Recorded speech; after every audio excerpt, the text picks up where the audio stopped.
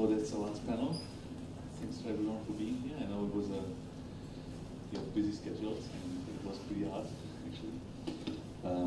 And yeah, so the last panel is about branded entertainment, and we will cover the topic from 3 sides. So first from the creator side. So Charlie is doing a lot of productions for brands. Then from the talent agency side, so Raffi is running alive.cn and alive.cn. And then finally, from the more academic side, taking this whole discussion a little bit into an international perspective, from Timothy. I would say we do a quick self-intro, each like 5 minutes, and then we jump into some questions. Okay. Charlie. Yeah, my company is called BrandBeat, and we act as a consultancy for brands who are looking to align themselves with entertainment, essentially. It's a form of brand activation. I think it's something we're seeing more and more of. And what we try and do is gain as much insight into local entertainment and elements of celebrity culture, and we profile that and then enable brands to better associate themselves with it, essentially. So a lot of that is content creation and producing marketing collateral for them, and branded content. But we try and do branded content in a smart way and educate brands into a modern approach to doing that, and educate them in the right way to do partnerships with entertainment. From a content perspective, I use a number of different filmmakers to do it, all of whom tend to be sort of young, able to do things on smaller budgets and in new and smart ways. Okay, it's working. So I work for alive.cn, and also we have another sort of sister company called alive.cn. We started out here in Hong Kong as a artist community, so sort of a platform for artists to share their, at the time we started it was blogs a couple of years ago. As we've sort of evolved, social media marketing has become a bigger and bigger thing, and we realized that the artists that we represent, which include filmmakers, musicians, behind the camera people, as well as celebrities, a lot of celebrities, brands were coming to us trying to seek access to these people for various marketing campaigns. So that could be paying a celebrity to hold up a product and take a picture in their Weibo, or that could be making video content related to a product. So we've sort of become a marketplace to connect these brands and creative people. And so some of them are focused on the celebrities, using the celebrities' reach to talk to their fans. Some of it's focused on, I guess you could say, the creative people, so the ones behind the camera making the actual products. And then in some cases, it's also people looking to market to creative people themselves. So maybe a brand has a DJ competition or a band search, and because we have this kind of large database, we've had a case where, specific to video, a local telecom company wanted to do a video competition, and they just sort of threw it out there, and they realized that all the submissions they were getting were absolute garbage. They were just random guys filming junk and submitting it, and they wanted to have some quality submissions to show off. And so then they came to us like 2 weeks after they launched and said, hey, we have 2 weeks left, can you get us some good submissions? So then I went out and reached out to skilled people who actually can make web videos, and incentivize them with a little bit of grant money, and we were able to get, out of the 5 winners, I think 3 of the 5 were ones that I had specifically targeted to invite. So sort of we have this pool of talented talented professionals and sort of aspiring amateurs that we reach to for in many cases for the sake of marketing.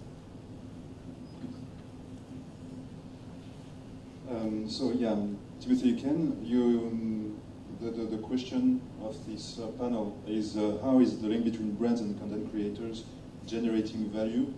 Actually, what I'm interested in is how can it generate value in the future? Because if we have a look at the media industry today, this link between brands and content creators, well, there are some examples of associations between brands and content creators, but there are so many quality contents now broadcast every day on the web that the way I see it is that it's an untapped gold mine for brands.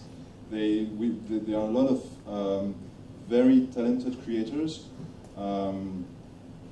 who have fans around their work, who have a lot of viewers interested by what they do, and they don't get support by brands. The way it works is that brands, when they are present around their content, usually they are present on the platform. For instance, they put ads on YouTube, and the revenues are sometimes shared. But now the idea that the revenue sharing is not really fair for creators is coming around. So the question is, and this, we are talking about the link between brands and content creators, and this historically this link hasn't really been explored in the past, and it's due to the fact that we inherit from a situation that we haven't created. It's the way the media industry has been created, but now we can build the future and create this link. Okay, thanks. Charlie, you said something about that you're educating the brands that you work with. So how does that work? Is it really that you have to convince them, yes, you need to do a microfilm or a web series, or yes, you have to employ this kind of technology in order to reach this certain audience? Are they receptive to it, or is it like a long battle for you? Again, it's totally dependent on the brand themselves and the culture in which they find themselves in. What's becoming more prevalent and important in today's various, marketing spectrums, and a lot of it is education. It's brands having to up their game and compete with one another in new ways. I think, I always use the example of someone like Red Bull. They've really been the front runners into content and how they've used content and how they've really sort of set the benchmark for other brands.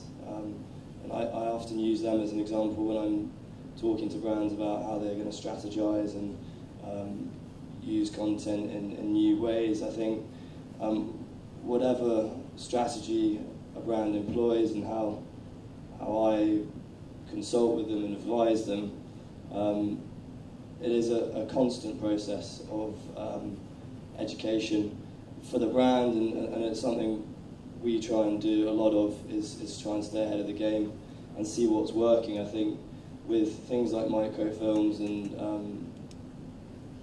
that I'm a bit hesitant to use that term, actually, microfilms. I find it a little bit misleading because it sounds very fictional, but a lot of what we do is actually kind of documentation. So it's event films, it's various different things to tell stories for brands and create an experience before, during and after an event or an activation that we've done for a brand. A lot of the education that we I say education, it sounds a little bit patronising. I don't think that's something we try and do.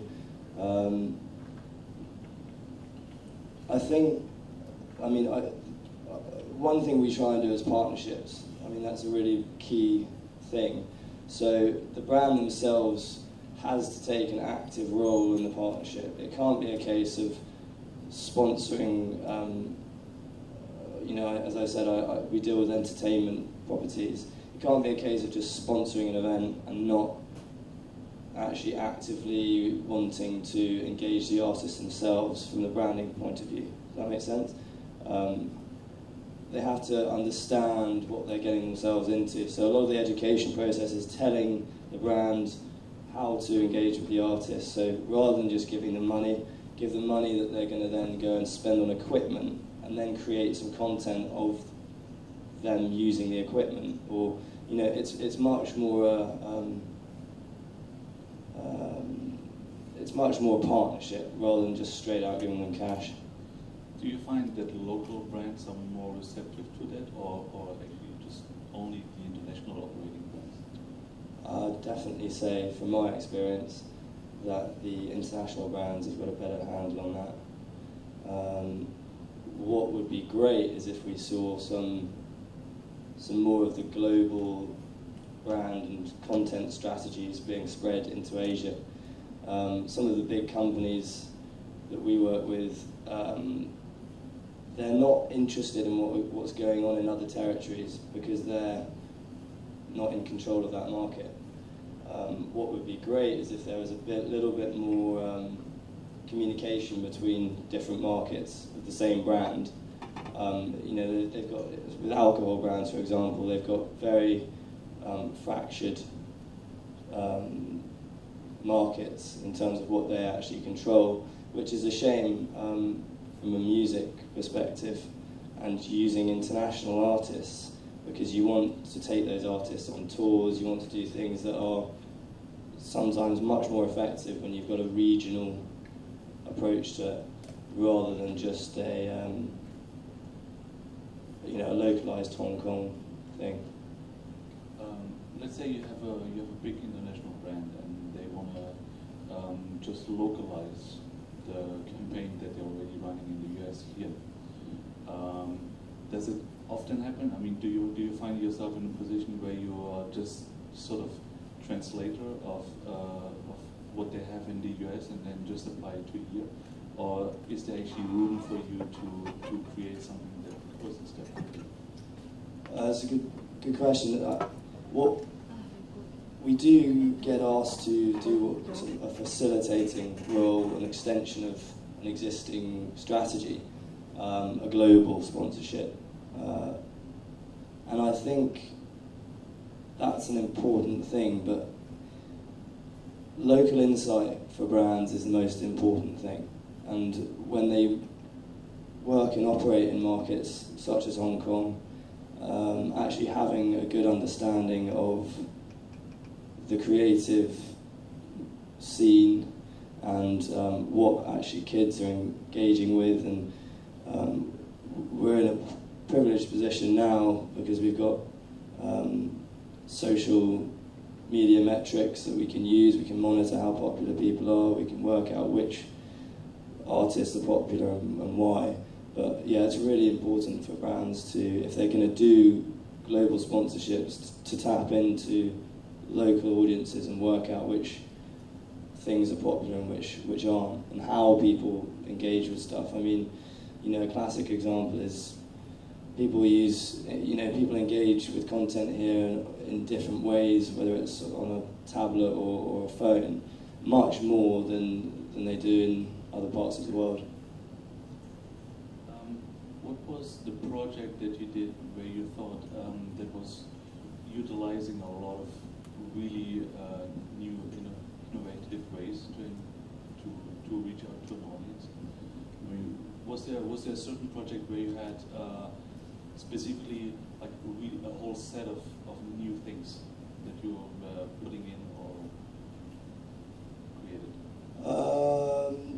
One of our clients is Chivas Regal whiskey.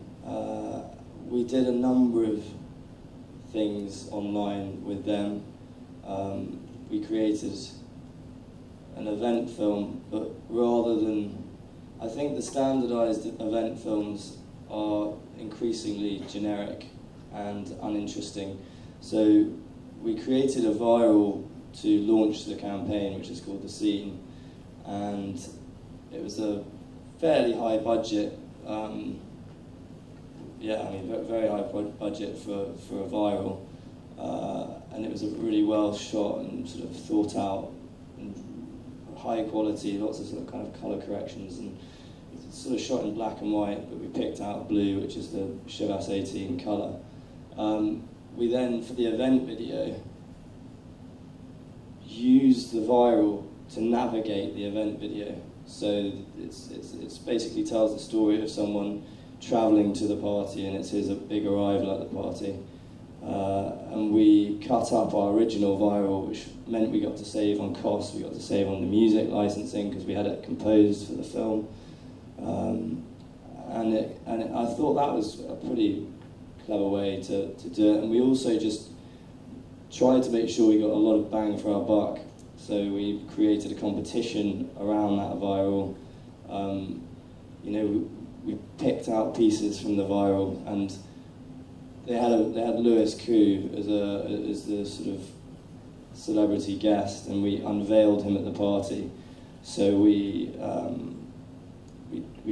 brought him actually up through the fire escape to the venue, played the viral, and the last shot of the viral is actually the back of his head. And he's walking up, and he's got the cameras blasting in his face, and then he goes through the blue curtain at the end, and it's all unveiled. So we tried to kind of make as much of the viral as possible. I think it worked pretty well. I think some of the communication to let people know about it could have potentially been a bit better, but I think the results were pretty strong. And you also told me that you're involved in a music festival in Singapore, right? I was working at something called Music Matters, which is a big, I think you're a sponsor, yeah. It's a big music festival in Singapore, which has been, I think, it used to be in Hong Kong, I think it's been in Singapore for 4 years, maybe 5 years now. But it's a good, it's actually a great event. It brings together a lot of music people, brands, content creators, tech companies.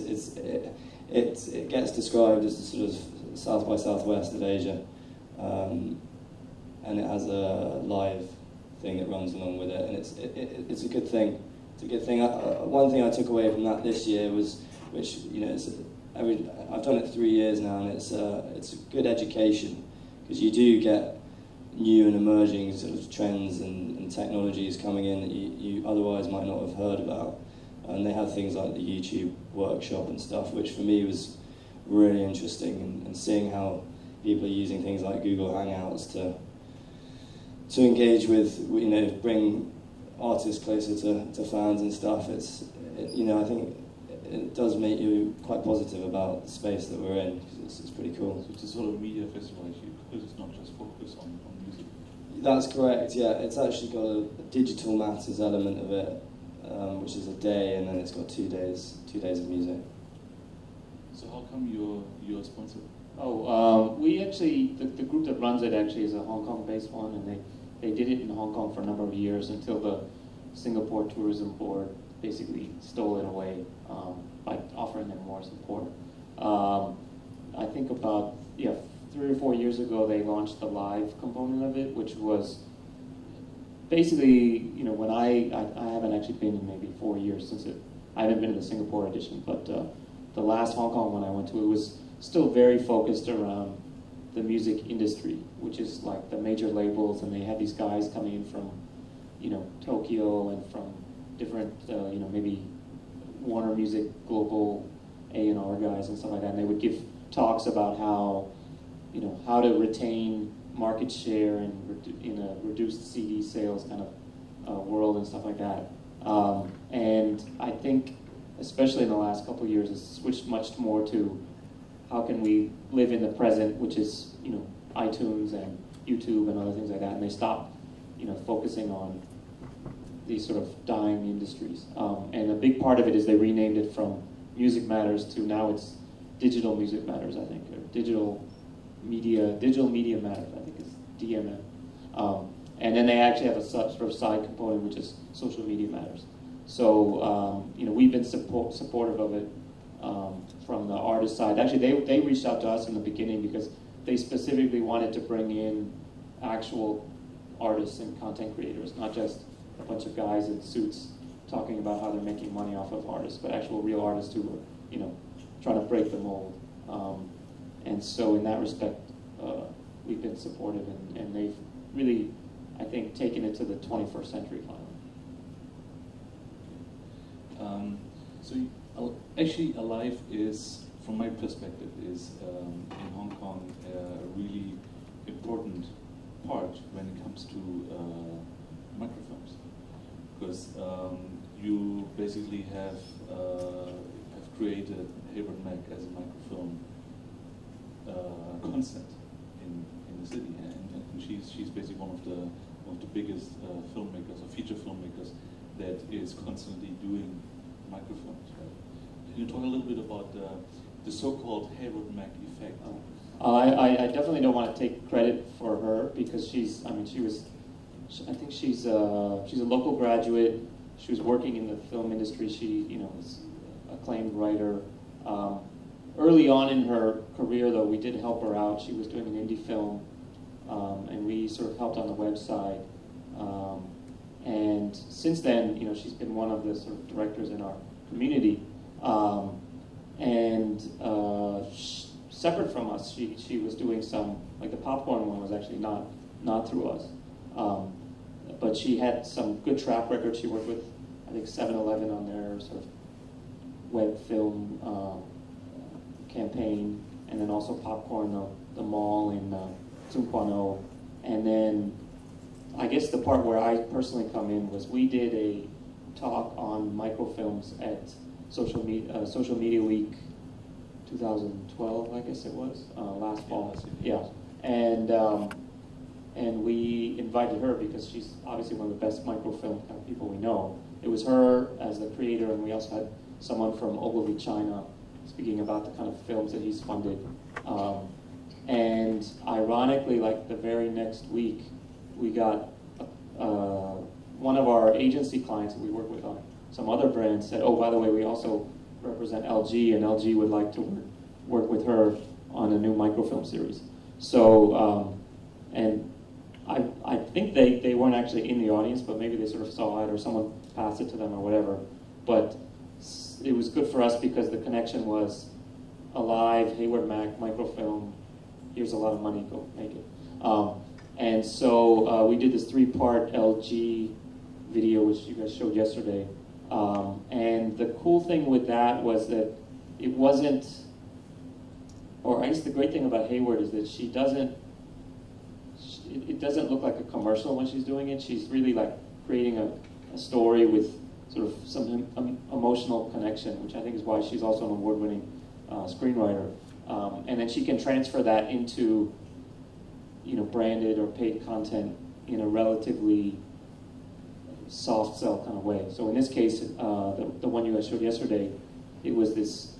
So the key thing is it's LG, but it's not like LG mobile phones. It's actually LG home appliances. So it's like washing machines and refrigerators. So first of all, that seems like a kind of a strange connection to digital filmmaking. You're talking about something not so sexy and not so youth-oriented.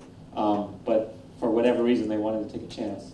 And so so the way that Hayward was able to connect it to, to the web video in a way that would reach out to sort of the younger audience was sort of the idea of I'm a recent graduate who's setting up my own home, living away from home for Hong Kong locals, which is already kind of rare. They might not even move out till they're married. But in this case, the story was this guy graduates from school, moves in with his friends in an apartment.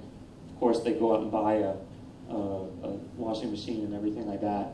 And then he realizes, and because he's so busy with his work, he's kind of ignoring his mom, who calls him on his phone all the time.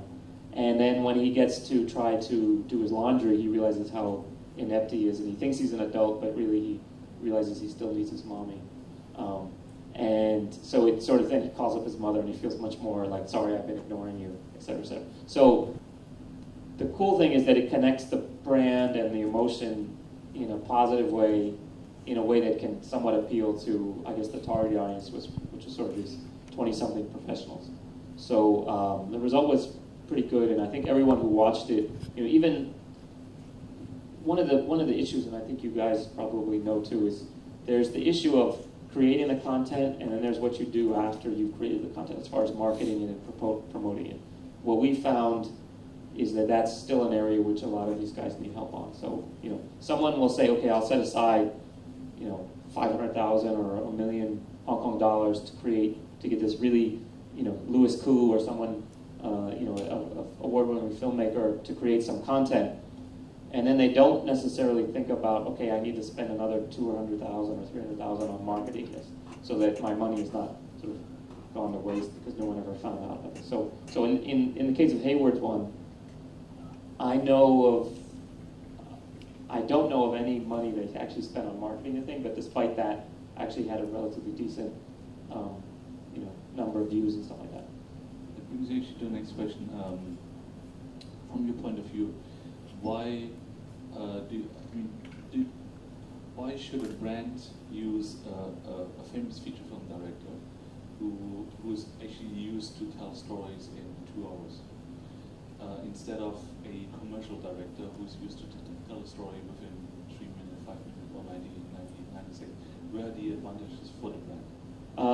I think the advantage, is in that a feature film director creates their own sort of content from scratch, whereas a commercial director is basically, it's almost like a service, like, the client, on the director's level at least, for a commercial, the client knows exactly what they want, and they're just paying you to do what they tell you to do. And obviously you can do it in a creative way and better, but a lot of the decisions are already made before the job even gets to you. Whereas from my perspective, with a feature film director who's making their own stories from scratch and then trying to find someone to pay for it, I don't want to say they're more creative, but at least their creativity is expressed in a different way. And if you're in the sort of a somewhat open form of, say, web video where you can do anything you want, you don't have to sort of fit in the same constraints, you don't have to have something that can work in a subtitle 15-second spot on TVB or whatever, then suddenly you can sort of create much more interesting ways of doing the same thing. That's my view, I guess. Thanks. Timothy, when you do a lot of research, and how about what he just said about the relationship between the brand and the content creator? Did you come across a lot of problems that the content creators are actually struggling in order to fit into what the brand thinks, or is it rather the other way around, that the content creator sort of suggests or dictates the brand what is the best way? So how's that ecosystem actually? Well, actually, the reason why I got into doing research on the subject is because I'm myself a content creator and screenwriter. I created a web series, and I faced the question on how do I continue creating my web series with my own ideas, my own scripts, and what will be the business model of my web series. So I became a partner of YouTube, and what YouTube paid me enabled me to pay 1 or 2 cups of coffee, so it wasn't enough for a real business model. And then I started approaching brands. The thing is that if you approach a brand, the first thing they do is they talk to our agency. So then you talk to their agency or their media agency, because brands are linked to their media agency or ad agency. And you arrive with an idea that doesn't come from the ad agency. And then they don't see how they're going to make money out of it, out of your content. And because the way you know, I said earlier that we inherit from a situation, and that's exactly why I came into researching, is how am I going to do what I want to do, because I used to work in consulting, in marketing consultancy years ago, and also had a first professional life in media sales house and new technologies consultancy. And then I became a screenwriter. And I became a screenwriter because I wanted to write freely. And the experience when I approach brands and agencies that they don't, well, in France, the people I talked to, they were obsessed about viewership figures, for instance. How much viewers do you have? For me, it's not the right questions to ask. Is how, if a brand and a creator work together, the question is how much viewership are we going to make together? Not how many viewers are you going to make? It's a real partnership. But in fact, it's not, for me, the real question, because reaching a high number of people is not, for me, what is really at stake for brands. And that is due to the fact that before I became a screenwriter, when I was a marketing consultant, in fact, I was working on a methodology to analyze databases. And the figures that we discovered about brands were mind-boggling. We discovered that 9% of the brand's friends gather, they bring 70% of the value of a brand. Well, it's an average, it can depend, but generally it worked on any market, any type of brand. So what really is at stake for brands is to identify those 9% of friends, and we call them friends because what do you do with friends? You are nice with your friends, and you used a word earlier. You said brands compete with each other. The fact is that on the same markets, if we take an example like Adidas, Nike, Puma, or this type of brands, they are not competing against each other. They don't address the same people. They don't address the same consumers. What I've experienced is that they think they address the same people, but because the way they analyze the people they are talking to, meaning everybody, the consumers or the viewers, they think they, for instance, those type of brands, they will focus on 18 to 24 years old male living in cities, and they are all advertising on those targets. And but the truth is that if you are a friend of Nike, you are not a friend of Puma, and if you're a friend of Puma, you are not a friend of Adidas. So I said earlier that we inherit from a situation, and one of the aspects of this heritage is that we were we were given the idea that we live in a competitive world. But if we see the world as a competition, knowing that the number of contents available to viewers is exploding, we live in an ocean of content, and for the years to come, I have a figure from Cisco. In 2016, so it's like tomorrow, the equivalent of data of all movies ever made will be circulating on the internet every 3 minutes. So the question for everybody, the brands included, is how do I get attention? And if you think you are in a competitive world, you can stop what you do, because there will be so many contents available that if you want your voice to be heard, it will become harder and harder.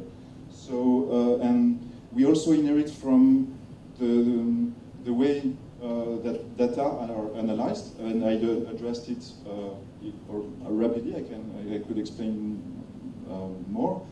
And we also inherit from a vision where the brands, they adopt a vertical communication. They talk to the viewers, and they try to convince the viewers that they are the cool brands, and they send them messages.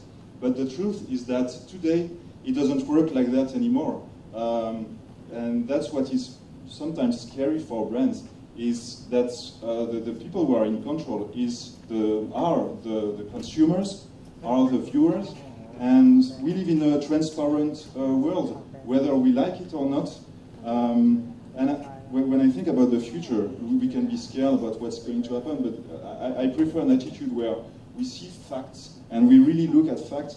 And the fact is that brands now are accountable. And well, there are many examples. One I like is a website called someofus.org, and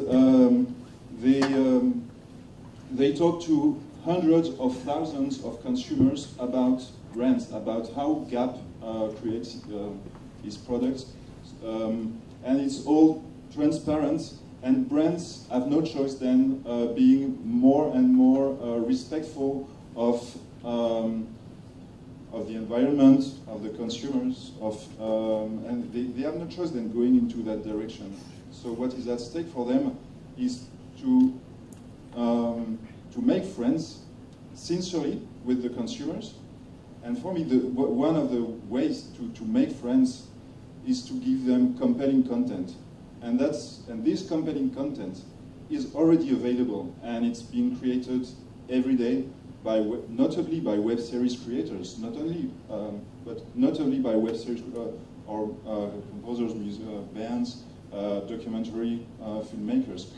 And for me, what brands should start doing is watching what viewers want, if they want viewers to become their friends. Let me throw in something.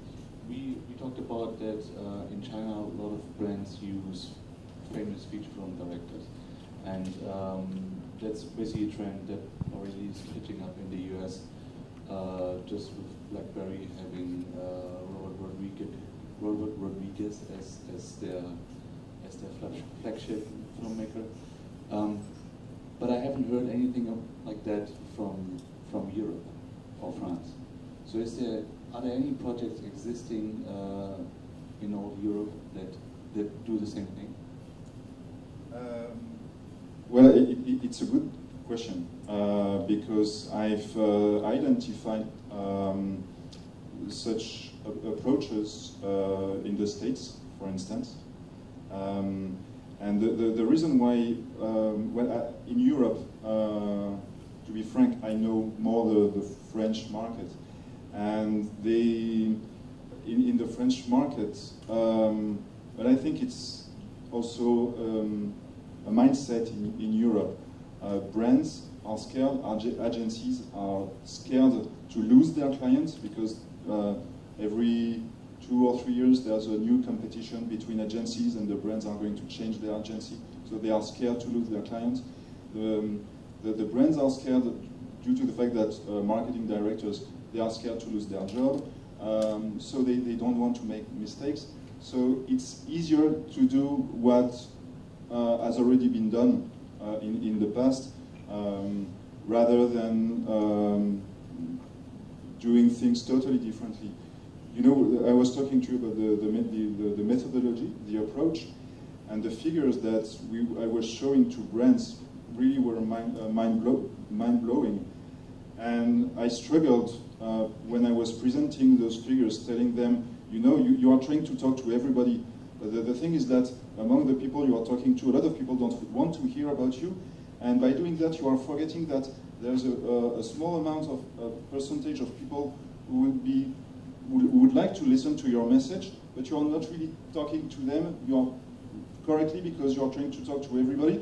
So those consumers, you don't understand what they like, what their values are, what contents they like, what TV channels they watch. You try to reach everybody. And you know, if you concentrate on those 9%, you could really generate a lot of value. But the figures were so mind-blowing, and also the reason is why they don't want to change is probably due to the fact that the media industry, the figures that they are given are are based on other criteria, so mainly the demographics. So telling them, you can forget about demographics, because when we study your brand, what makes a consumer become a friend of your brand is not based on demographics.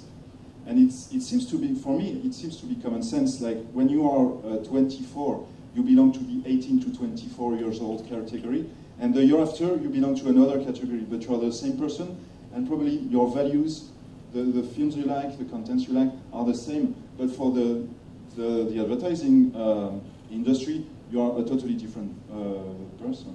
And I'm struggling finding examples of brands collaborating. In the States, we have examples of General Electric, for instance, who what's the name of this program? Well, it's somewhere here, I find it. They financed documentary filmmakers. They selected 40 documentary filmmakers, and and the idea of the project was, I think, for focusing on people trying to change the world, and the documentary filmmakers were approaching these people and doing those documentaries. And it's a very meaningful, and it's not risky. It's like you're sending very nice and positive values. So that's one of the projects I've seen, but there are not so many. So basically, the project spend isn't that high in return to the value of the project. Well, and yeah, brands are always obsessed about return on investment. The thing is that the return on investment, the value that you get when you manage to keep a consumer your friend, or when you manage to transform a consumer into a friend, the value is huge. The thing is that it's a long process for somebody to become a friend, and it's for me common sense. It's like in everyday life. You don't become friends from day to day, but you can lose friendship immediately, and it's the same for brands. They can lose friendship immediately. The thing is that if you're a brand and you talk to your consumers and you are identified among the consumers who are your friends, and you talk to them as intelligent people, and you are supporting the creators that your friends want to watch, listen to, then they become your friends, and it makes the relationship between the consumer and the brand much more solid. And even if you are disappointed, let's say you're a restaurant chain, even if you are disappointed once, if you are really very close to the brand, you can accept it.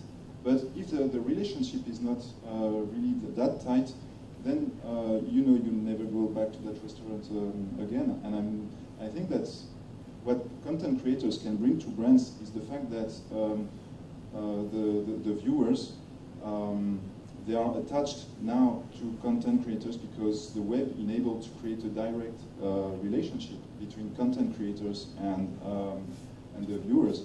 And the viewers are the first supporters of the content creators. So if a brand starts supporting a content creator, then the viewers will find this brand like a nice brand, because they are supporting the people they like. Okay, thanks. Then let's open up to the floor for questions. Yeah, of course.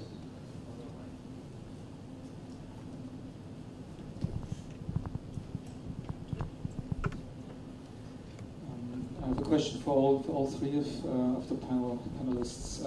What kind of development do you see in short film formats being sponsored by big brands, or featuring interesting and high-class directors? For example, stemming from such examples like the BMW films in 2005, where already kind of Tony Scott, Guy Ritchie, Alejandro Inarritu made short films possible in a particular way that they went viral, but also were controlled in a particular new way, not just put out as a viral means. Or Pirelli with Antoine Fuqua. So what kind of development since then? We have now 2013, so some time passed by.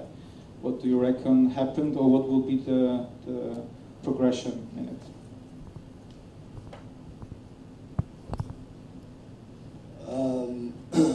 One key development, I think, is going to be what YouTube does and what other platforms and the big tech companies do.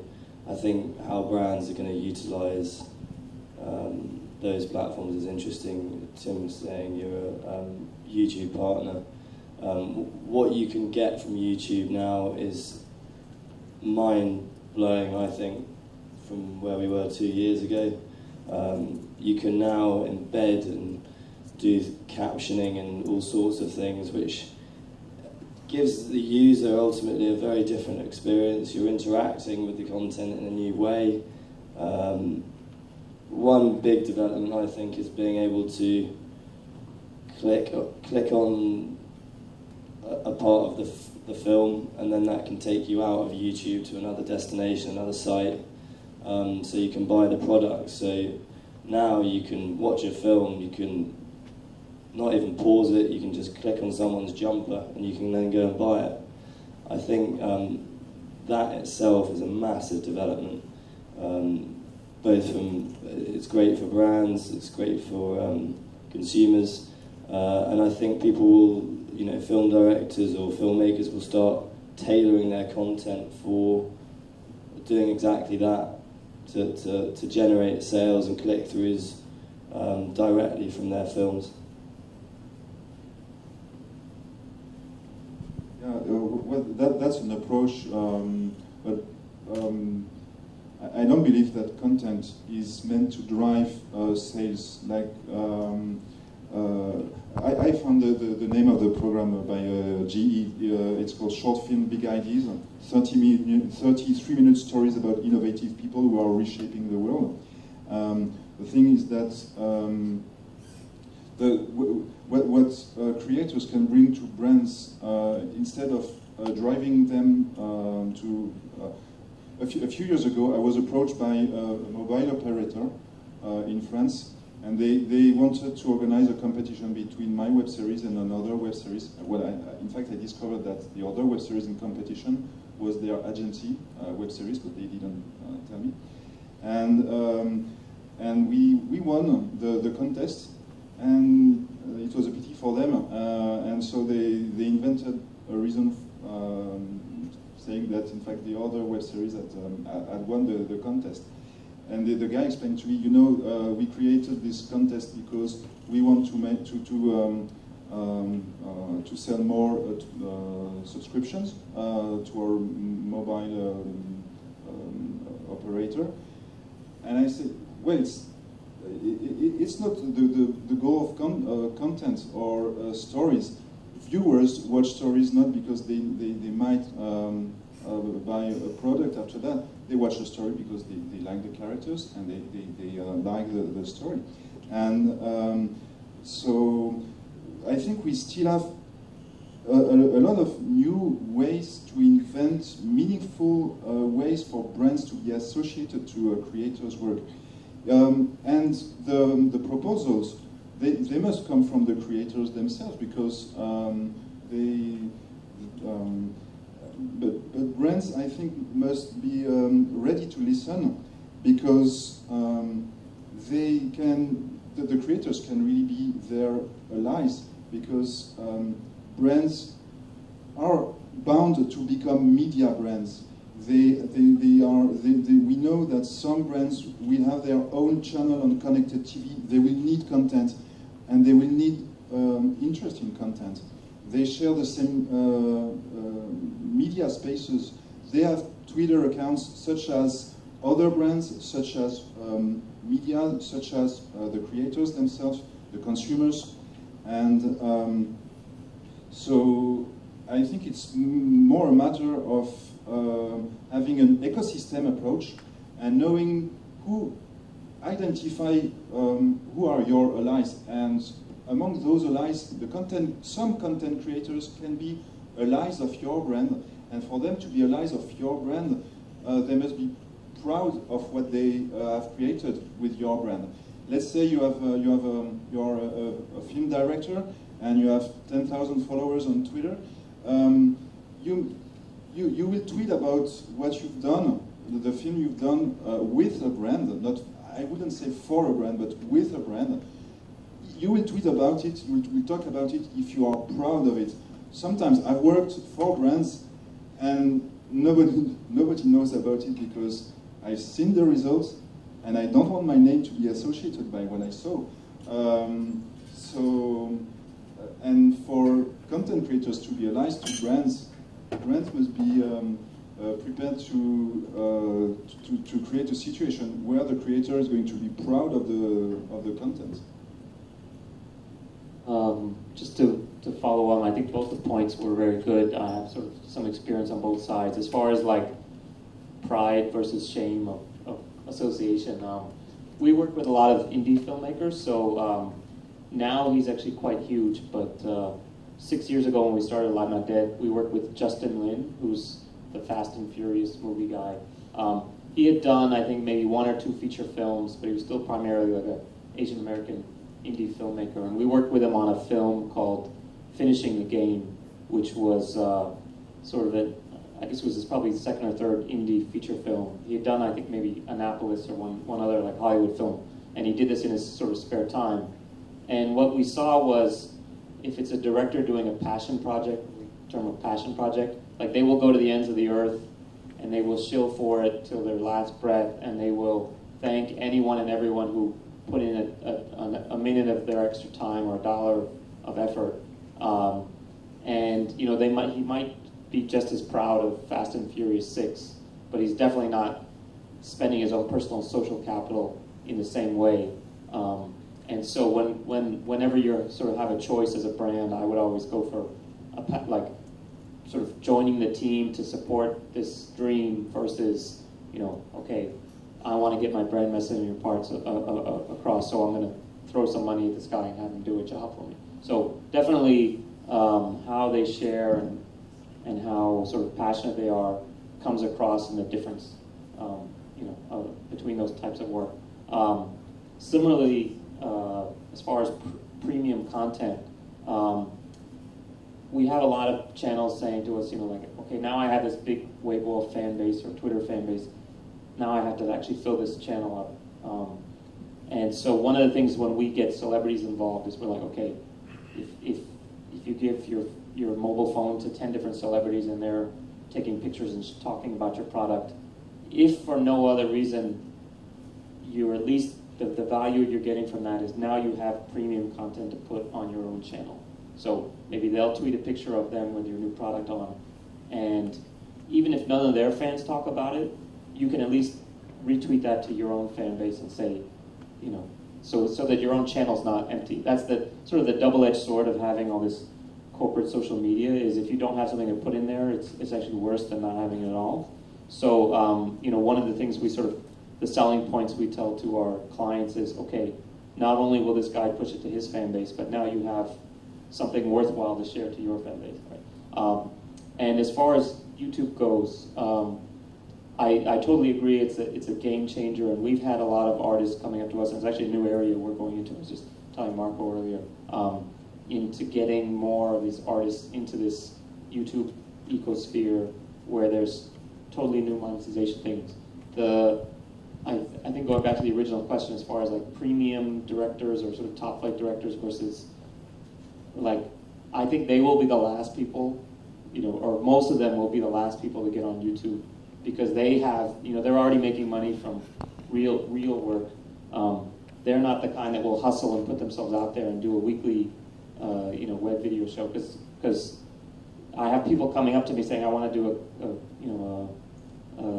a YouTube program, but they're not, you know, they're not major directors, because those kind of guys, either they're too busy because they're making lots of money other ways, or they have to maintain this sort of image of I'm a you know, blockbuster movie director. I'm not a web video guy. So you know, that will definitely change as the numbers change, but they'll be the last guy. There'll be a lot more Niga, Higas, or you know, those kind of guys making. They'll go from the bottom up versus coming from the top down, I think.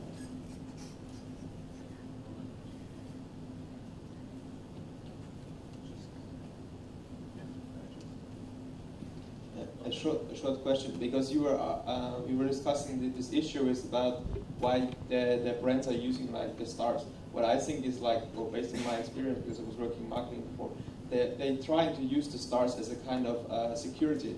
Because if you're as brand doing a web video, for example, and you use not a famous person, no one will write about it, for example. And we know it's about spreading the message. So anybody, if you use them like a famous person, there's a kind of security that you will guarantee kind of certain views or click-throughs. And get like this media exposure, we know all that, like they will then say, okay, the viral video was on YouTube, but then also do like this media reported, this media reported, this media reported, and then they will start to send the KPIs to the brand, and the brand is happy.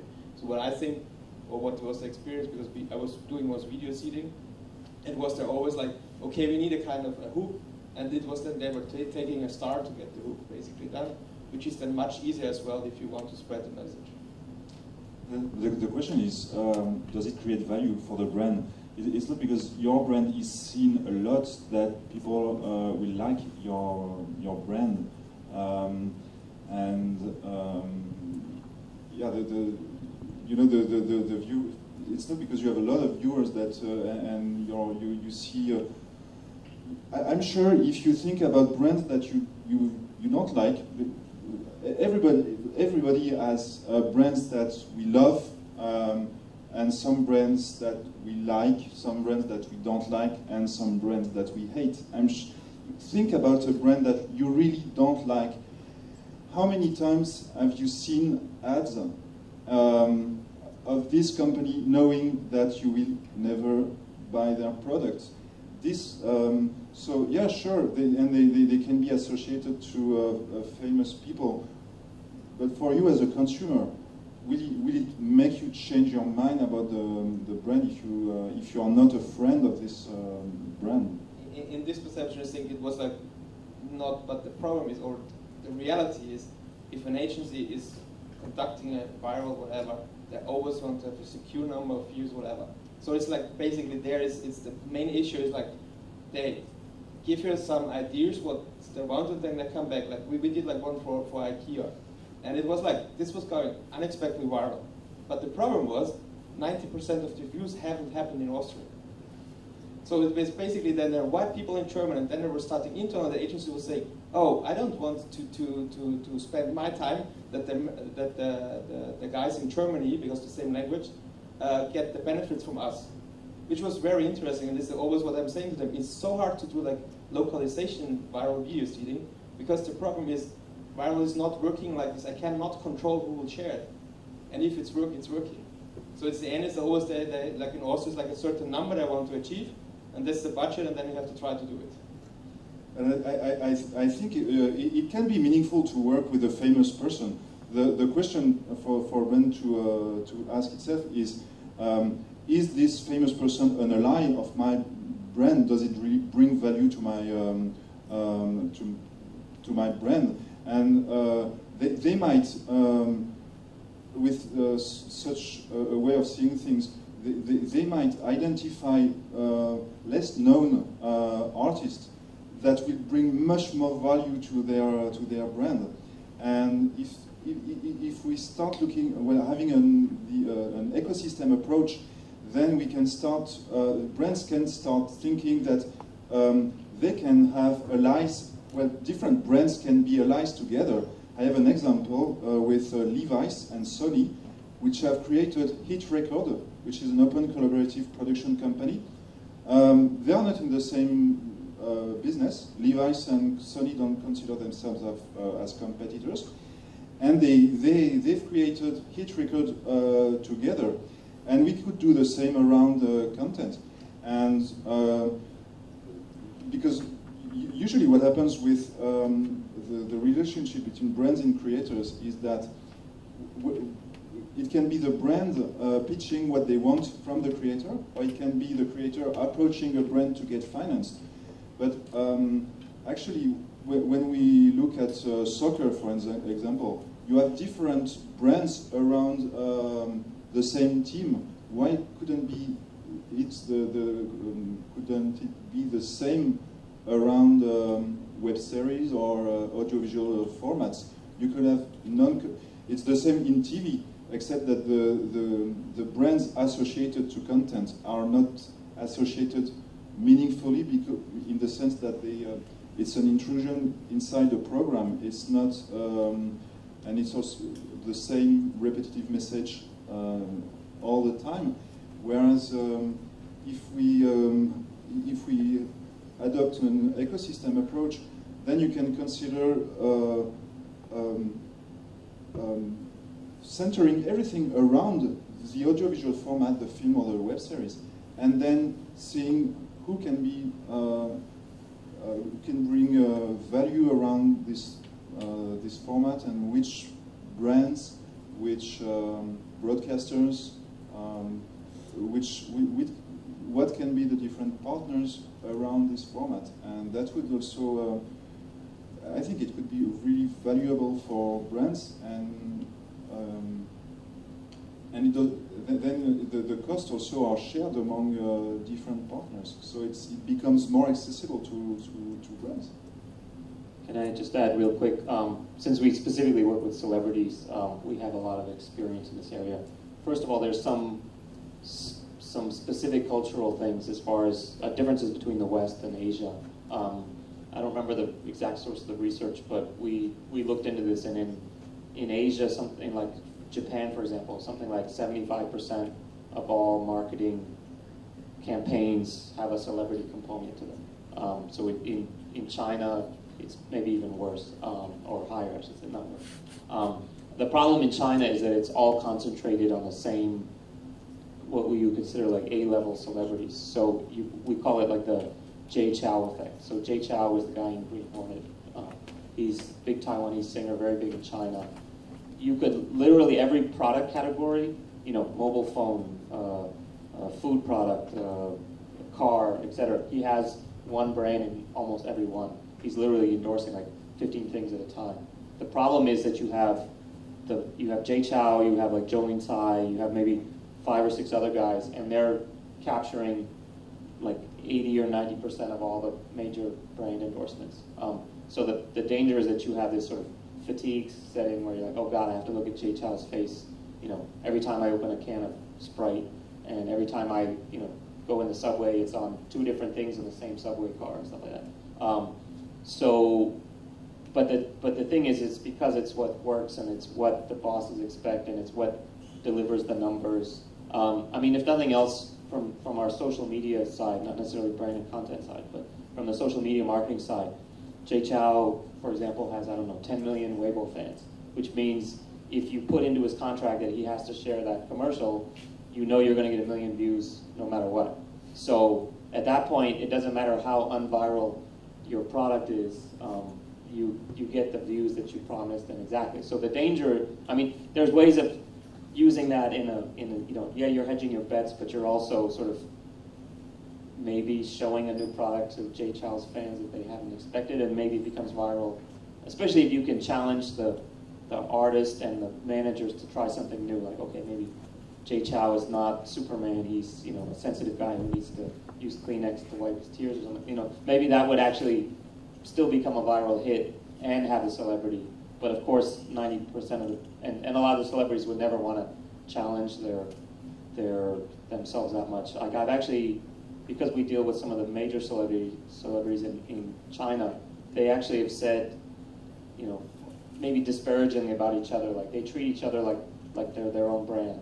So some artists, like some famous female artists, not Zhang Zi, but other ones, they'll say like, oh, she's basically just, any movie role she picks is just a matter of cultivating her image to get the big, you know, luxury good endorsement deals. And so therefore, as an artist, you're not really an artist then. You're just a spokesperson who does movies to promote your spokesperson job, right? And so as a consumer of the media, then that means, well, you know, why would I want this person in my movie? Then if she, you know, I don't want to see her in a movie because she's just, you know, acting like a luxury goods, you know, whatever, shill. But that's just the nature of the business out here. You know, you're not making, I think also because of the way the movies pay the artists, you know, they're not making points after the box office or whatever like they do in the US. They're making most of their money from the endorsement deals that they're getting, and therefore treating themselves like endorsers. All right, thanks a lot. Thanks for being here. Thanks for your insights. That concludes our last panel of the day. Thanks everyone for coming out, everyone who was brave enough to be here and stay with us the whole day. Our next event is at the Bistro Lounge at 7:30, the networking party. So if you wanna meet more people like those gentlemen and network a little bit, then come out. And tomorrow we will have our last festival day and do mostly Google Hangout panels. We will have people from Canada talking about their experiences. We will have someone from the IPF front in Canada talking about public funding. Then we have an international Hangout panel with creators from basically all over the world, and also representatives from the upcoming Melbourne Webfest and London Webfest, as well as the New York Webfest. So there are a lot of Webfests around next year. And then in the evening we have the Hong Kong Hangout with content creators. Most of them you have seen yesterday at the screenings already. That will be conducted in Cantonese only. So if you know that. Okay, and then that's Google Plus Hangout, so that's all online. So tomorrow is all online. So you don't have to leave the house for us to reach us. Okay. You can always tweet us your questions. You can always send us messages. We will always try to weave it into our sessions. When are you going to announce the t-shirt design competition? That runs till June 9th. Oh, okay. And then Snapty. So it'll be on. Are you going to announce it on the website? It's all on the website. Yeah. So you can download the Snapty app and you make a nice photo that is somehow related to the Webfest. So somehow, so it can be anything actually. It can be your face or whatever. And then you upload it with the hashtag HKWebfest to their system. And then when you have the most votes, then you win your T-shirt. That's how it works. And we do a lucky draw now actually. So everyone who signed up, who swiped cards yesterday or today, is in the database now, and we will give out one Yes Asia cash coupon, 50 US. We will give out 2 more at the networking party today. So just incentivize things. So show up at the party and then you have a better chance. Pardon? Do you have a name? We have 5 names starting off. Let me release these gentlemen first, and then we do our. So thanks a lot. Thanks for being here. We appreciate it.